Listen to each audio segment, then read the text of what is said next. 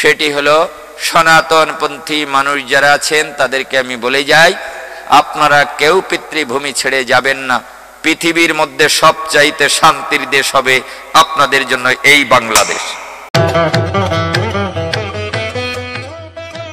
এখন দেখছেন হিন্দু মিডিয়া চ্যানেলটি সাবস্ক্রাইব করুন। কোন জন সুখী হয় এই চরাচরে? যে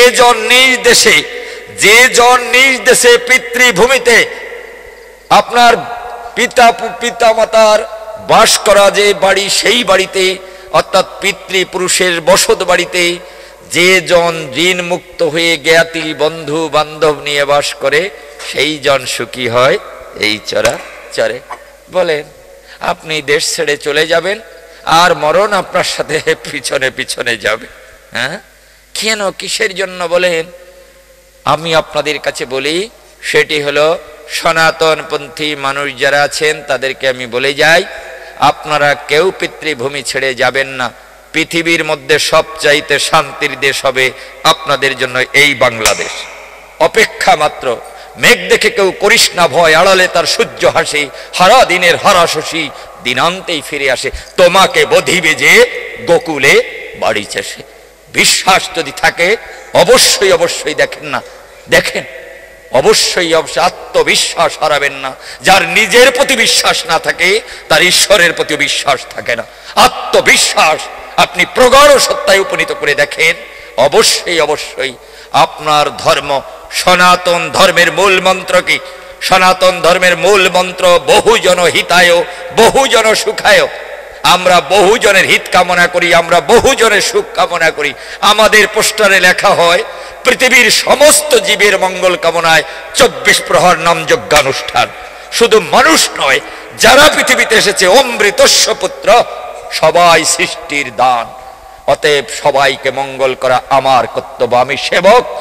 আমি সেবক। চীনে যখন আপনার 94% মানুষ করোনায় আক্রান্ত হলো, আপনার ওই চীনের বর্ডারে এই মীমাংসা হওয়ার আগে দেখেছেন কোটি কোটি কামান তাক করে বসে আছে, ভারতকে উড়িয়ে দেবে। অথচ বুদ্ধ ধর্মের নবম অবতার আমাদের বুদ্ধদেব, হিন্দু ধর্মের নবম অবতার, সেই অবতারের মানুষগুলো মেঘের আড়ালে নিজেদেরকে আপনার ধ্বংস করে আজকে আমাদেরকে ছুড়ে দিতে চায়, মেরে ফেলতে চায়। আপনার ওই চীনে 94% মানুষ যখন করোনায় আক্রান্ত হলো, তখন ভারতের যশস্বী প্রধানমন্ত্রী নরেন্দ্র দামোদর দাস মোদী কোটি কোটি ভ্যাকসিন পাঠিয়ে দিল, যাতে চীনের একটা মানুষও রোগে মারা না যায়। ওই ইমরান খান গ্রেপ্তার হওয়ার আগে খাবার ছিল না পাকিস্তানে।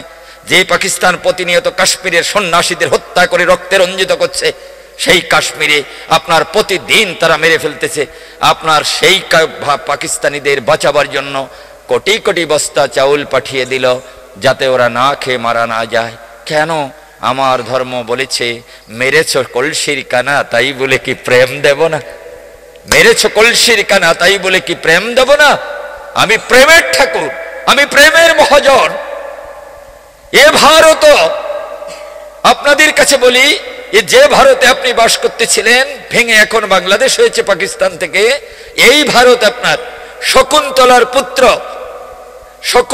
পুত্র ঋষভার ঔরসে শকুন্তলার গর্ভে যে সন্তান জন্ম নেয় জড় ভরত নামে, সেই ভারতের নাম অনুসারে এই ভারত।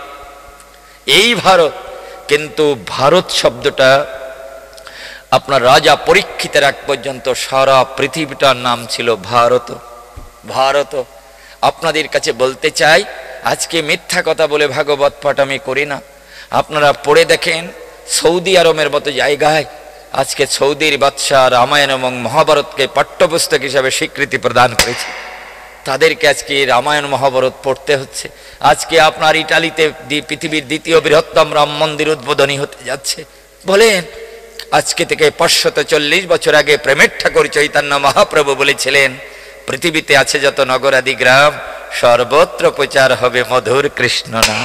আজকে জগৎ ভেসে যাচ্ছে আপনাদের, তাহলে ভগবানের হয়ে যাবে তার হৃদয়ে স্থান। এই জন্য আপনাদের কাছে শুধাই, সেটি হলো যে সিদামকে বলেছে, ও সিদাম, ও পা দুখানা কার? বলে তোমার। কয়, তাহলে তো পা দুখানায় ধুলি লেগেছে, ও তো আমার ধুলি আমাকে দিবি, এত কার্পণ্যতা কেন সিদাম? বল না আমায়। সিদাম যখন স্কন্ধে উঠেছে, চুলির ঝুঁটি ধরে বসেছে, ভগবান বলেছে ডেকে, ও শ্রীদাম, কাঁধে উঠলি তাহলে ঝুঁটি ধরলি কেন? কয়, যদি কোনো কারণে পড়ে যাই। অচৈতন্য ভক্ত বলে ভগবানের কাঁধে উঠেও পড়ে যাওয়ার ভয় থাকে। অচৈতন্য ভক্ত বলে ভগবান কি করেছে? ভগবান পদযুগল বক্ষে জড়িয়ে ধরেছে। কেন বাবা মা, কেন ভক্তের পদ জড়িয়ে ধরলেন ভগবান? কি অপূর্ব দেখেন। কোন ঘরে যদি সন্তান বিপদগামী হয়, ভাং গাজা ইয়াবা খেয়ে যদি আপনার নষ্টের পথে যায়, তখন বাবা মা কোনো এক সময় বলে, খোকারে, ও খোকা, আমি তোর পা জড়িয়ে ধরি, ওদিকে যাস না। এই সন্তানকে বিপদ থেকে ফিরানোর জন্য প্রয়োজন হলে বাবা মা সন্তানের পাও জড়িয়ে ধরে। ঠিক তেমনি ভক্ত যদি ভগবান থেকে চ্যুত হয়ে যায়, সেই ভক্তকে ফিরে আনার জন্য প্রয়োজন হলে ভগবান ভক্তের পাও জড়িয়ে ধরে। তুমি আমামুখী হও, তুমি আমামুখী হও, তাহলে আমি তো তোমাকে নিতে পারবো না। তাই ভগবান ভক্তকে ফিরাবার জন্য প্রয়োজন হলে ভক্তের পা দুখানাও জড়িয়ে ধরে। ভগবান বলেছেন, শ্রীরাম, এই দেখ না, আমি তোর পদযুগল জড়িয়ে ধরেছি বক্ষ মাঝারে, এইবার দাঁড়া না শ্রীরাম। ও শ্রীরাম, তুই আমার কথা নিবি? এই জগতে যারা আমাকে ধরে পড়ে যাবার ভয় থাকে, কিন্তু আমি যাকে ধরি সে কখনো পড়ে না। দেখ না, আমি তোকে ধরেছি, তুই কখনো আর পড়বি না। ভগবান যাকে ধরে সে কখনো কি পড়ে নাকি? তাই শাস্ত্রের পাতায় ভগবান বললেন, আমি কাঁধে চড়াই, কাঁধে চড়ি করি মহরণ, বৃন্দাবনে সখ্যরসের মধুর মিলন। এই যে সখ্যরস, অর্থাৎ তুমিও যাহা আমিও তাহা, আমি কাঁধে চড়াই, আমি ভক্তকে কাঁধে চড়াই, আবার ভক্তের কাঁধে আমি চড়ি। আমি কাঁধে চড়াই, কাঁধে চড়ি করি মহরণ, বৃন্দাবনে সখ্যরসের মধুর মিলন। অর্থাৎ তুমিও যাহা আমিও তাহা। এই কারণে অর্জুন বলেছে, হে সখা, হে সখা, অর্থাৎ তুমিও যাহা আমিও তাহা। এই জন্য বলেছে, সখ্য প্রেম সর্বসিদ্ধ সার, প্রভু কহে উহা উত্তম আগে কহ আর, রায় কহে বাৎসল্য প্রেম সর্বসিদ্ধ সার, প্রভু কহে উহা উত্তম আগে কহ আর। বাবা মা, আপনারা জানেন অর্জুন বিশ্বরূপ দর্শন করেছিল একবার মাত্র, কিন্তু মা আপনার বিশ্বরূপ দর্শন করেছিলেন দুইবার। ছোট্ট সময় ছোট্ট গোপালকে দুগ্ধ দিয়ে মা যখন চলে যায়, গোপাল হাই তুলেছে, মা দৌড়ে এসে ভাবতেছে দুধ উগড়িয়ে যাবে মুখ থেকে, তাই মা মুখের কাছে গিয়ে দর্শন দিয়েছে, দেখতে পায় ওর ভিতরে বিশ্ব ব্রহ্মাণ্ড লুকায়। আপনার আর একবার মাঠ থেকে বলরাম এসে বলতেছে, জানো মা, আমা তোমার গোপাল এতগুলো মাটি খেয়ে ফেলেছে, আমা যেন তোমার গোপালের অসুখ করবে। মাটি খেয়েছে এতগুলো, মা গোপালের অসুখ করবে। বলরাম তো জানে না যে সারা পৃথিবীর অসুখের নিদান দেয়, সে কখনো অসুখে পড়ে নাকি? বলরাম তো জানে না। তাই মাকে বলেছে, মা তোমার গোপাল এতগুলো মাটি খেয়েছে, দেখবে ওর অসুখ করবে। মা কাছে কাছে এসেছে, যখন কান ধরে বলেছে, হাকর, বেদনা কর, মুখখানা ফাঁকা কর। যখন মুখখানা বেদনা করেছে, মা হাত ঢুকিয়ে দিয়েছে, যত দূর আঙ্গুলি যায় কোনো জায়গায় মাটির সন্ধান না পায়। আপনার মা হাতখানা বের করে বলতেছে, আরো বড় কর, মুখখানা আরো বড় করে বেদনা কর, ফাঁকা কর। মা তখন আপনার ওই মুখখানা যখন ভগবান বেদনা করেছে, সাধ্য মতো বেদনা করার পরে মা তাকিয়ে দেখতে পায় ওর ভিতরে বিশ্ব ব্রহ্মাণ্ড লুকায়, সেখানে কংসের কারাগার আছে। মা ভয় পেয়ে গিয়েছিল। অর্জুনের ভয় আর মায়ের ভয়ের ভিতর পার্থক্য কোথায় ছিল? অর্জুন আপনার কত কষ্ট করেছে ভগবানকে দেখার জন্য, আপনার মাকে এত কষ্ট করতে হয়নি। আপনার অর্জুন যখন দেখলো তুমি বৃহৎ, আমি ক্ষুদ্র, তুমি মহিরূপ, আমি নগণ্য মাত্র, তুমি বিশ্ব ব্রহ্মাণ্ড জোড়া, আমি তার একটা বালুকণা, তুমি কত বড় আর আমি কত ছোট, এতদিন পর্যন্ত তোমাকে সখা বলে করেছি সম্বোধন। এ দেখে অর্জুন ভয়তে কাঁপতেছিল, থরথর করে কাঁপতেছিল। অর্জুন ভয় পেয়ে কাঁপতেছিল। আর মা কি পেয়েছিল? মা কেন কাঁপতেছিল ভয়তে? অর্থাৎ মুখ গহ্বরের ভিতরে যখন বিশ্ব ব্রহ্মাণ্ড দেখেছিল, তখন গোপালকে জড়িয়ে ধরে বলেছিল, ওরে গোপাল, আমি তোকে ভগবান রূপে দেখতে চাই না, আমি তোকে ভগবান রূপে পেতে চাই না। গোপাল, তুই আমার কথা নিবি। তুই যদি ভগবান হয়ে যাস, তাহলে তুই আমাকে ছেড়ে একদিন চলে যাবি, একদিন ভক্তের কাছে চলে যাবি। তাই আমি তোকে শুধাই, আমার গোপাল হয়ে, ছোট গোপাল, সারা জনম তুই আমার কোলে রবি, আমার অধর ধারা পান করে তুই আমাকে মা বলে শুধাবি। গোপাল, আমি যে সারা জনম তোকে কোলে রাখতে চাই, আর তুই ভগবান হয়ে গেলে আমাকে ছেড়ে যাবি। তাই আমি ভগবান রূপে তোকে পেতে চাই না। আমার খোকা হয়ে, আমার সোনা হয়ে, আমার এই মানিক হয়ে সারা জনম তুই আমার কোলেই থাকবি। অর্জুন বৃহৎ দেখে ভয় পেয়েছিল, আর মা ভয় পেয়েছিল হারানোর বেদনায়। যদি আমার গোপাল আমাকে ছেড়ে চলে যায়, তাই বলেছে বাৎসল্য প্রেম সর্বসিদ্ধ সার। প্রভু কহে উয়া উত্তম আগে কহ, আর রায় কহে কান্তা প্রেম সর্বসিদ্ধ সার। প্রভু কহে বুঝিলাম সদ্যাবধি, বুঝিলাম সদ্যাবধি, ইয়া সুনিশ্চয় কৃপা করে কহ যদি আগু কিছু হয়। এ যে তামাদ বলেছ রায়, এ তামাদ যেতে পারে মানুষ সাধনা করে, কিন্তু কার কৃপা না হলে পারে সেই ধন পাওয়া যায় না জগৎ সংসারে। সেই মালিকের নাম বলবে না? এই মালিকের নাম বলতে গিয়ে রা শব্দটা ধরেছিল রাধা করিতে উচ্চারণ, আর রা শব্দটা ধরেছিল মুখে, প্রভু মুখ বুঝিয়ে ধরে, ধা শব্দ বাইরে আসে নাই। অর্থাৎ যে ধন থাকে ভোজপুরি, যা দিয়ে হয় সাধন ভজন, সেই ধন আসলে পরে হয় না কৃষ্ণ প্রেম বাসর বিধায়। আপনার ধা শব্দ বাইরে এলো না কেন? শ্যামা প্রসাদের একটা গানে আছে দেখবেন, তুই আদরিনী শ্যামা মাকে রাখ যত্ন করে হৃদয়ে মাঝারে, অমন তুই দেখার আমি দেখি আর যেন কেউ দেখে না রে। যে বস্তু দেখার নয় তা দেখলে পরে সাধন ভজন মোটেই না। এই জন্য এই সত্য তত্ত্ব আর সাধন তত্ত্ব, এটাই আপনার চৈতন্য চরিতামৃতের মূল তত্ত্ব। আমি আপনাদের কাছে শুধাতে চাই, সেটি হলো একেবারে এত মধুর লীলা এই পৃথিবীতে জগৎ সংসারে আর কখনো হবে না। কেন জানেন? এই পর্যন্ত যত অবতার এসেছে, এই সমস্ত অবতারের 60টি গুণের অধিকারী ছিল, 61টি গুণ কারো ছিল না। একমাত্র কৃষ্ণ বাদে যত অবতার এসেছে কারো মধ্যে আপনার 64টি গুণ ছিল কৃষ্ণের ভিতরে। অন্য অন্য অবতারের ছিল 60টি গুণ। আপনার রূপ, প্রেম, লীলা, বেনু। রূপ, প্রেম, লীলা, বেনু, এই 4টি গুণ ছিল কৃষ্ণের। সেই কারণে কৃষ্ণকে অবতার বলে না, বলে না, বলে না। 10 অবতারের ভিতরে কৃষ্ণ অবতারের নাম নেই। 12 অবতারের ভিতরে কৃষ্ণের নাম আছে, 10 অবতারের ভিতরে নেই। চৈতন্য চরিতামৃত বলেছে সেই কৃষ্ণ অবতরী ব্রজেন্দ্র কুমার, আপনি চৈতন্য রূপে কইলা অবতার। চৈতন্য গোসাই সেই তত্ত্ব নিরূপণ, স্বয়ং ভগবান কৃষ্ণ ব্রজেন্দ্র নন্দন। অর্থাৎ কৃষ্ণকে অবতার বলে না, কৃষ্ণকে অবতরী বলে শুধায়। অর্থাৎ সমস্ত অবতারকে যিনি পাঠান তাহাকে বলে অবতরী। আপনাদের কাছে ডেকে শুধায় প্রেম, রূপ, বেনু, লীলা। আপনাদের কাছে ডেকে শুধাই, আপনার রাসের অনুষ্ঠান করে এলাম, 2-3 নাইট আমার রাসের উপরে আলোচনা ছিল। আপনাদের কাছে বলি কেন? আপনাদের আছে জানা মদন। আপনার মদন ভেবেছিল মনে মনে, তুমি জগৎপতি আসো যদি সংসার মাঝারে, তোমাকে কামের বন্যায় ভাসাবো। যখন কৃষ্ণ ব্রজকুলে গোপীদের নিয়ে খেলা করে, তখন বাৎসল্য প্রেম ছিল বিধায়, মায়ের কাছে ছিল বিধায় আপনার কাম তাকে ধরতে পারল না। এরপরে যখন আসলো কৈশোরে, তখন বলল ডেকে, মদন বলল ডেকে, এইবার তোমাকে ছাড়বো না। যখন মুরলিতে ধ্বনি করে জীবকুলকে সাথে নিয়ে প্রেম নিবেদন বসায়, সেখানেও কাম মানে মদন ব্যর্থ হলো। তখন আপনার ব্রজ গোপীগণ কাত্যায়নী পূজা করে। এই মাসের প্রথম দিন থেকে, অর্থাৎ রাসের দিন শেষ হওয়ার পর থেকে কাত্যায়নী ব্রত শুরু হয়। এই অগ্রহায়ণ মাস ধরে কাত্যায়নী ব্রত হয়। কাত্যায়নী ব্রত করে আপনার যখন ব্রজ গোপীগণ গিয়েছে, ভোর রাত্রে যখন গিয়েছে আপনার সরোবরে, তখন কৃষ্ণ আপনার বসন নিয়ে গেছে সকলে। অদ্ভুত লীলা। আপনার কোন বসন? আমরা বলি কৃষ্ণ বসন নিয়ে গেল জীবের।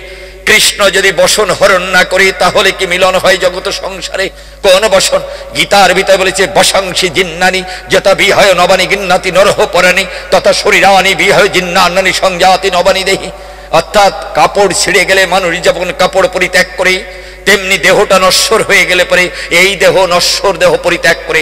আমাদের প্রত্যেকের এই দেহটা কাপড়ের মতো, আপনার বসনের মতো।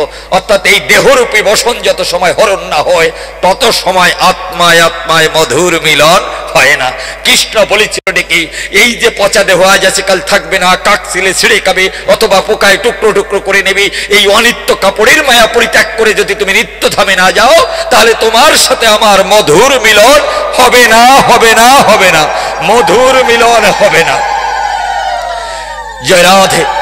আপনার সেই কারণে ব্রজগোপীদের কাপড় হরণ করে কৃষ্ণ দেখালেন, যদি তোমার এই কাপড়ের মায়া পরিত্যাগ না করো তাহলে কৃষ্ণ প্রেম পাবে না। কেন বাবা মা ভালো করে শুনেন। এক ঘটি গঙ্গা জল এনেছেন, এই ঘটিটায় এক ঘটি জল এনেছেন। আপনি ভাবতেছেন আমি এই জলটা গঙ্গায় নেব, জলের সাথে মিলন বাসর করব। আপনি এই পাত্রটা নিয়ে যদি জলের ভিতরে ঠেসে ধরেন, এর পাত্রের যে জল ছিল তার ওই গঙ্গার সাথে মিলন বাসর জাগায়, মিলনের বাসনা জাগায়, আবার ওই গঙ্গাও তাকে আপন করে নেবার বাসনায় উদ্বেলিত হয়। এই চতুর্দিকে আবরণ ছিল, সেই কারণে দুইয়ের মিলন নাহি হলো। গুরু যদি কৃপা করে বাড়ি মেরে ভেঙে দেয়, জলের সাথে জলের মধুর মিলন হয়ে যায়। ঠিক আমাদের মায়ারূপী আবরণ যত সময় থাকে এত সময় পরমাত্মার সাথে জীবাত্মার মিলন হয় না। এই জন্য নশ্বর দেহ ক্ষুদিরামকে বলল ডেকে, ও ক্ষুদিরাম, এত কম বয়সে কেন ফাঁসির মঞ্চে এলে? ক্ষুদিরাম বলতেছিল, জেলা জজ আমার বয়স কম হয়েছে। কে বলেছে? বলে 17 বছর 18 বছর হয় না, বিদায় ফাঁসিতে দেওয়া যায় না। ক্ষুদিরাম বলেছিল, জেলা জজ তুমি তো গীতা পড়োনি, গীতা যদি পড়তে তাহলে এ কথাটা বলতে না। বাসাংশী জিন্নানি যত বিহ নবানি গিন্নাতি নরহ পরানি তত শরীরানি বিহ জিন্নানি সংয়াতি। ঘুরে আসি বলেন, কতবার এসেছি জানো? বলেছে, ক্ষুদিরাম তোমার কি কাউকে দেখতে ইচ্ছা করে না? বলে না। বলে একটা আশা পূর্ণ না করলে তো তোমাকে ফাঁসির মঞ্চে দেওয়া যাবে না। তা তুমি বলো একটা আশা কি? বলে আমার কোনো আশা নেই। বলে তোমার মা মাসি তোমাকে কষ্ট করে বড় করেছে, ওদেরকে একবার দেখতে ইচ্ছা করে না? ক্ষুদিরাম বলেছিল, এটিকে কেন ওদের দেখতে ইচ্ছা করবে? জেলা জজ আর গুনে 7 দিন পরে যখন আমাকে ফাঁসি দিয়ে দেবে, আমার আত্মা যেখানে যাবে আর কয়েকদিন পরে আমার মা মাসিও তো ওখানে যাবে, ওদের সাথে ওখানেই তো দেখা হয়ে যাবে। তাহলে অনিত্য দেশের দেখা করে মমত্ব বাড়াবো কেন? কেন, কি কারণে? কি অপূর্ব আত্মজয়ী আত্মপ্রত্যয় না হলে বলা যায় না। তখন বলেছিল, ক্ষুদিরাম একটা আশার কথা তোমাকে বলতে হবে, নাহলে তো ফাঁসিতে দেওয়া যাবে না। বলে কোনো আশা নেই, আমার শুধু একটা আশা, যত তাড়াতাড়ি তোমরা আমাকে ফাঁসিতে দেবে তত তাড়াতাড়ি আমি আমার বান্ধবের কাছে যেতে পারবো। ও দেখো না, ও বসে আছে আমারই অপেক্ষায়। ওই দেখো না বইটা নিয়ে বসে আছে পার ঘাটায়। ওকে তোমরা কষ্ট দিও না, যত তাড়াতাড়ি পারো আমাকে বিদায় দাও।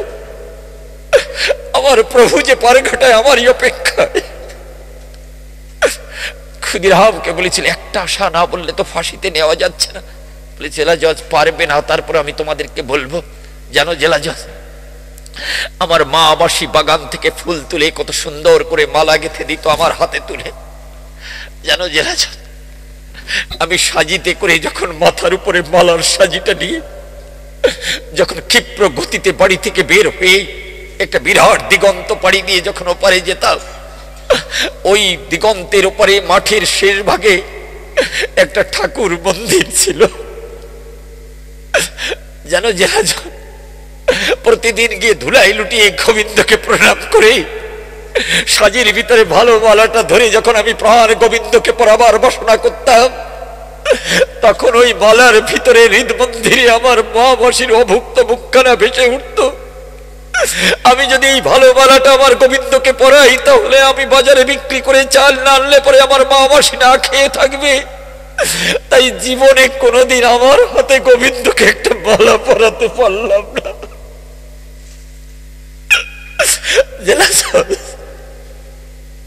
তুমি কি আমার হাতে একটা মালা গেঁথে নিয়ে যাবে সেই ঠাকুর মন্দিরের কাছে?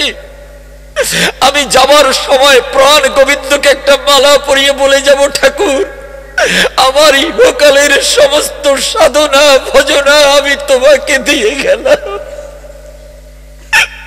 হে প্রাণ গোবিন্দ, তুমি আমার এই পূজার অর্ঘ্য করো হে গ্রহণ।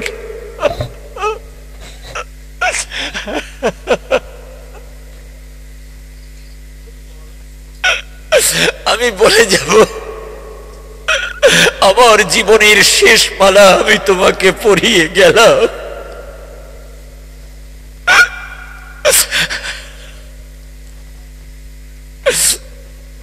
বলেছিল, তা তো সম্ভব হলো না ক্ষুদিরাম। বলেছিল, আমি জানতাম এটা পারবে না। কিন্তু একটা কথা নেবে জেলা জজ, এটা যখন পারলে না, আর 7 দিন পরে আমাকে একটা ফাঁসির দড়িতে তুলে দেবে। ওই দড়িটা নিশ্চয়ই এতদিন তোমরা তৈরি করেছো মোমের আলোয়। জেলা জজ, যে ফাঁসির দড়িটা তোমরা আমার গলায় পরিয়ে দেবে, বলো ওই দড়িটা তোমাদের হাত দিয়ে না পরিয়ে আমার হাত দিয়ে কি আমার গলায় পরাতে দেবে? কারণ আমার ভিতরে ভগবান আছে। আমি ওই মালাটা পরিয়ে আমার গলে আবার প্রভুকে বলে যাব, আমার শেষ মালা আমি তোমাকে পরিয়ে গেলাম। আত্মজয়ী, আত্মপ্রত্যয় না হলে কখনো এ কথা বলা যায় না, যায় না। নো দাই সেলফ, আত্মানাং বিদ্ধি, নিজেকে জানো তুমি কে, তুমি কোথায় ছিলে, তুমি কোথায় এসেছো, আবার তোমাকে কোথায় যেতে হবে। এই আত্মজয়ী না হলে পরে ভগবত প্রেম মেলে না, মেলে না। প্রাণাধিক শুধু গোবিন্দ ভক্ত মণ্ডলী, সেই কারণে আপনাদের কাছে বলি, গীতা যারা নিত্য পাঠ করেন তাদের তো ভীরু হওয়ার কথা না। গীতা আত্মজয়ী, আত্মপ্রত্যয়ী মানবে করে তোলে। তাহলে তো গীতা পাঠ যারা নিত্য করেন তারা এই দেহের প্রতি তাদের মমত্ব বোধ থাকে না, তাদের আত্ম আপনার প্রভুর চরণে বিকায়। তাহলে কেন গীতা পাঠ করে আপনার ভগবত তত্ত্ব শুনে কেন আপনাদের মনের মধ্যে দেশ ছেড়ে যাবার বাসনা জাগে বলেন? আজকে যারা যারা ভাবতেছেন এই দেশ ছেড়ে চলে যাব, আমাদের উপরে ব্যথা বেদনার পাহাড় জমে গেছে, এটা ভুল করছেন। কেন জানেন? আমার অনেক বন্ধু বান্ধব আমার এলাকায় ছিল, সাতপাড় দিয়ে যাদের সাথে আমি পড়েছি, তারা অনেকেই আপনার ভারতে গিয়েছিল। করোনার সময় আমার অনেক বন্ধু বান্ধব মারা গেছে, মারা গেছে। কেন? ওরা বাঁচতে গিয়েছিল ভারতে, সুখ পেতে গিয়েছিল ভারতে, আনন্দ পেতে গিয়েছিল ভারতে, আপনার ভালো ভালো খাবার খেয়ে জীবন ধারাকে প্রবৃত্ত সত্তায় উপনীত করবে। কেন মারা গেল ওখানে? কি কারণে? কারণ রবি ঠাকুর বলেছেন, মরণ তহু মম শ্যাম ও সম। মরণ রে, তুমি আমার কাছে আমার শ্যামের মতো, নিয়তি আমার প্রথম নায়িকা, তুমি যে দ্বিতীয়া। আমি কোনো কিছুর বিনিময়ে আমি মরণ তোমাকে এড়াতে পারবো না। যেখানে যাব তুমি আমার সাথে থাকবে মরণ গো। আমি কোনো কিছুর বিনিময়ে তোমাকে এড়াতে পারি না। ও মরণ, তুমি জানো না আমি যেমন তোমাকে এড়াতে পারি না, মরণ আমি আমার শ্যামকেও তো এড়াতে পারবো না। মরণ, তাই তোমার কাছে প্রার্থনা জানাই, ও মরণ তুমি আমার কথা নেবে, মরণ গো তুমি আমার প্রণাম নেবে। তোমার মধ্য দিয়ে আমি যেন আমার শ্যামের দেখা পাই। মরণ তহু মম শ্যাম ও সম। বলেন, মৃত্যু যদি কাছে আনে অমৃতময় লোক, তবে তাই হোক। হে মরণ, তোমার মধ্য দিয়ে যদি আমি প্রভুর চরণে ঠাই পাই, আমার মরায় কোনো প্রকার আপত্তি নাই। এই আত্মজয়ী, আত্মপ্রত্যয় না হলে এটা সম্ভব হয় না। যারা যারা বলেন না, এই যারা যারা দেশ ছেড়ে যাবার জন্য ভাবনা করতেছেন, আমি আপনাদের উদ্দেশ্যে একটা কথা বলে যাই, আবার কখন দেখা হবে তা তো জানি না। একটা কথা মনে রাখবেন, মেঘ দেখে কেউ করিস না ভয়, আড়ালে তার সূর্য হাসে, হারা দিনের হারা শশী দিনান্তেই ফিরে আসে। মেঘ দেখে কেউ করিস না ভয়, আড়ালে তার সূর্য হাসে, হারা দিনের হারা শশী দিনান্তেই ফিরে আসে। এ কিছু নপুংস পাঠক আছে বাংলাদেশে, ওরা বলে জীব হত্যা মহাপাপ, জীব হত্যা করলে বলে পাপ হয়। এটা 25% সত্য হতে পারে, 75% সত্য নয়। ওরা গীতাও পড়ে না, ওরা কোনো দর্শনও পড়ে না। আপনার এই গীতাখানা পড়ে দেখেন, বাড়ি গিয়ে আপনার জগদীশ চন্দ্র ঘোষের গীতা, অথবা বীরেন মৈত্র লেখা মনোমন্দিরে বই, অথবা আপনার এ পুরাণের মধ্যে আছে কিনা দেখেন। সেটা ভগবান কৃষ্ণ নিজে মুখে বলেছেন, অগ্নিদ গরদচ্চৈব শাস্ত্র পানিদাং পহ ক্ষেত্র দ্বারা অপরিচা সরতাতে নেই। সেই 6 জন শত্রু বধ করলে কখনো পাপ হয় না, হয় না, হয় না। হ্যাঁ, ও যারা যারা বলেন জীব হত্যা মহাপাপ, ওই দুলবাদ চলে হিরণ পয়েন্টে সমুদ্রের কাছে যে রাসের মেলা হয়, ওইখানে আমার সাথে একবার পাঠিয়ে দেবেন। যারা যারা এই কথা বলে জীব হত্যা মহাপাপ, দেখবেন এত বড় বড় মশাই যেমন কামড় দেবে না, 1-2 কামড় দেওয়ার পরে দেখবেন চটা চট শুরু হয়ে গেছে মারা। কেন কইলেন যে জীব হত্যা মহাপাপ? এ পেটের ভিতরে কৃমি জন্মেছে, অ্যালবেন ডিএস খেয়ে মারতেছেন, ওরা একটা জীব না? তাহলে মারলেন কেন? বলেন, এসব আনপ্রবাদ বাক্যকে কখনো মানবীর কাছে তুলে দিয়ে মানুষকে ভীরু করা উচিত নয়। কোন জীব হত্যা করলে পাপ হয় আর কোন জীব হত্যা করলে পাপ হয় না? যে জীব আপনার কোনো ক্ষতি করে না, যে জীব সদা সর্বক্ষণ আপনাকে সেবা করার জন্য আপনার বসে থাকে, সেই জীব হত্যা করলে পাপ হয়। আপনার বাড়িতে একটা মুরগি প্রতিদিন ডিম দিচ্ছে, আপনার সেবার তরে একটা সন্তান আনতে প্রসব বেদনা যতটুকু হয়, একটা মুরগিরও ডিম আনতে ততটুকুই প্রসব বেদনা ভোগায়। এত বড় যন্ত্রণা সইতেছে আপনার সেবা করতে, আর আপনি সেই মুরগিটাকে আপনার জবাই করে খেয়ে ফেললেন বা কেটে খেয়ে ফেললেন, এতে মহা পাপ হয়, পাপ হয়। আর যে আপনার ক্ষতি করে তাতে কোনো পাপ হয় না। গীতা যারা বলে, গীতা যারা পড়ে, তাদেরকে এই ভীরুতার কথাবার্তা কখনো আপনার সঠিক নয়। আপনাদের আছে জানা, একেবারে পৃথিবীর সবচাইতে বড় যোদ্ধা ছিল কর্ণ। কর্ণ অর্জুনের আপনার রথের সারথি, ভগবান কৃষ্ণ হবার পরেও কর্ণকে বধ করতে পারত না, অর্জুন পারত না। আপনাদের আছে জানা, মাতা গিয়ে আপনার ঘাটে আপনার কর্ণকে দেখা করতে বলেছিল, আপনার বলেছিল কর্ণকে গিয়েছিল, তখন মা তাকে ডেকেছে, তখনও কর্ণ জানে না যে সে কার সন্তান। তখন আপনার মা বলেছিল, কর্ণ রে, আমি তোকে কুমারী অবস্থায় প্রসব করেছিলাম, আমি হাড়িতে ভাসিয়ে দিয়েছিলাম, রাধা নামে একটা মেয়ে তোকে পালন করেছিল, বিধায় তোর এক নাম হয় রাধেয়। রাধেয়, তুই আমার কানিন পুত্র, সূর্যের দ্বারা আমি পেয়েছিলাম বিধায়, সেই কারণে তোকে শুধাতে চাই।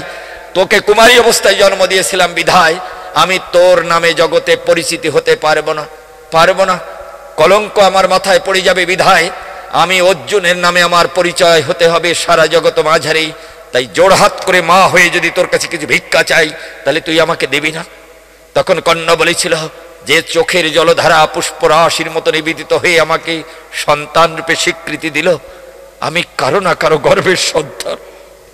এই স্বীকৃতি যখন আমি পেয়েছি, বলো মা, এই জীবনে তুমি যা চাইবে, আমি গঙ্গাকে সাক্ষী রেখে কথা দিলাম, আমি তোমাকে কথা দিলাম, তুমি যখন আমাকে সন্তান রূপে পরিচয় দিয়েছো জগতের বুকে, তখন মায়ের প্রত্যেকটা অশ্রুবিন্দু আমার কাছে পর্বতের সমান আশীর্বাদের। বলো মা, তুমি কে চাও? তখন বলেছিল, আগামীকাল যুদ্ধে কর্ণ তোকে অর্জুনের কাছে পরাস্ত হতে হবে। চোখের জল ছেড়ে দিয়ে কর্ণ বলেছিল, আমার মা যদি সুখী হয়, আমি আমার জীবনটাকেও পিলিয়ে দিতে পারবো। তোমার পূজার অর্ঘ্যরূপে আগামীকাল অর্জুনের সাথে আমি যুদ্ধে আমার জীবন আমি পাত করে দেব, মা কথা দিলাম।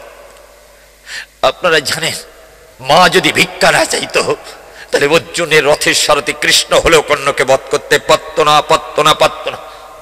আপনার যেখান দিয়ে রথখানা গিয়েছে কর্ণের, প্রতিদিন সেখানে যুদ্ধের আপনার রথখানা গিয়েছে। আপনার কর্ণের সাথে যখন শেষ যুদ্ধ অর্জুনের, বানে বানে সংঘর্ষ হয়, আকাশটা রক্তবর্ণ হয়ে গেছে। কৃষ্ণ তাকে বলেছিল ডেকে, অর্জুন তুমি আমার কথা নেবি, এই আজকে পৃথিবীর সর্বশ্রেষ্ঠ যোদ্ধার সাথে তোমার যুদ্ধ, এই যুদ্ধে তোমাকে একটু টেকনিক অবলম্বন করতে হবে, একটু চতুরতার আশ্রয় নিতে হবে। রণে এবং প্রেমে চতুরতার আশ্রয় নিলে, মিথ্যার আশ্রয় নিলে পাপ হয় না অর্জুন, তাই তোমাকে চতুরতার আশ্রয় নিতে হবে। বলে কি? বলে গুরু পদে যেন মতি থাকে, সঠিক সময় সঠিক বারত আমি তোমার কাছে পৌঁছে দেব। বানে বানে সংঘর্ষ হয়, আকাশটা রক্তবর্ণ হয়ে গেছে, ধরিত্রী কম্পমান, মনে হয় যেন রথের চাকা ডুবে যাবে, রসাতলে চলে যাবে। যুদ্ধ যখন হিট অফ দ্য মোমেন্ট, মায়া করে কৃষ্ণ রথের চাকা ডাবিয়ে দিলেন কর্ণের। হাত উঁচু করে ধনুর্বাণ রেখে বলল ডেকে, দাঁড়াও অর্জুন, যুদ্ধ হয় সমানে সমানে, আর যুদ্ধ স্থায়ী হয় শক্তিমানে শক্তিমানে। আমার রথের চাকা ডেবে গেছে, আমি চাকাটা একটু তুলে নেই। অর্জুন ধনুর্বাণ গান্ডীব ছেড়ে দিয়েছে। কর্ণ আপনার গিয়ে রথের চাকা ধরে যখন আপনার ঘুরাতে চেষ্টা করতেছে, তুলতে চেষ্টা করতেছে, পিছন দিক থেকে জগৎপতি কৃষ্ণ বলতেছে, অর্জুন বেলা যে বয়ে যায়। ভগবান বলতেছে, নিরস্ত্রকে বান মারা ক্ষত্রিয়ের ধর্ম নয়। ভগবান বলেছে, অর্জুন ক্ষত্রিয় কাকে বলে জানো? ক্ষত থেকে যে পরিত্রাণ দান করে তাকে বলে ক্ষত্রিয়। বিনা যুদ্ধে নাহি দেব সুজাগ্র মেদিনী, তাদের কাছ থেকে তোমার পূর্বপুরুষের ভূমি উদ্ধার করে, এটা ক্ষত্রিয়ের ধর্ম নয়। বলে, অর্জুন তোমার না বালক পুত্র মাত্র 17 বছরের অভিমন্যুকে শক্ত রথিরা গিরে বান মেরেছিল যুদ্ধের সমস্ত নিয়ম লঙ্ঘন করে, ওদের কাছ থেকে তোমার সন্তানকে রক্ষা করা এটা ক্ষত্রিয়ের ধর্ম নয়। অর্জুন তোমার নারীর কাপড় ধরে যখন মঞ্চের উপরে টান দিয়েছিল, আমি 62 মাইল দূরে হস্তিনা থেকে দ্বারকায় যুদ্ধরত, সেই অবস্থায় তোমার নারীর কাপড় আমি দান করেছিলাম, লজ্জা যাতে বিমোহিত না হয়, লজ্জা যাতে লুটে না নেয়, তোমার ওদের কাছ থেকে তোমার নারীকে রক্ষা করা, অবলা নারীকে, এটা ক্ষত্রিয়ের ধর্ম নয়। একটা কথা মনে রেখো অর্জুন, যে ব্যক্তি সুযোগ পেয়ে সঠিক সময়ে সঠিক কাজ করে না, তার রথের সারথি ভগবান হলো যুদ্ধে জয়লাভ করতে পারেন, পারে না। এটা পড়েন না, শোনেন না, বোঝেন না। এই জন্য হিন্দু সমাজটা গোল্লায় গেল, ধ্বংস হয়ে গেল। আপনারা যদি ক্ষাত্র তেজ ধর্ম কাকে বলে, ক্ষাত্র তেজ ধর্ম, একটা কথা মনে রাখবেন, যার ক্ষাত্র তেজ জাগে না সে কখনো ব্রহ্ম তেজ দর্শন করতে পারে না। অর্জুনের যত সময় ক্ষাত্র তেজ না জন্মেছে, এ জগৎ মিথ্যা, একমাত্র তুমি সত্য, এই ক্ষাত্র তেজ ধর্ম যত সময় না জেগেছে, এত সময় বিশ্বরূপ দর্শন করতে পারেনি। আর ক্ষাত্র তেজ যাদের জাগে, তাদের চোখের জল আপনার ভক্তির প্রসাদে গড়িয়ে পড়ে।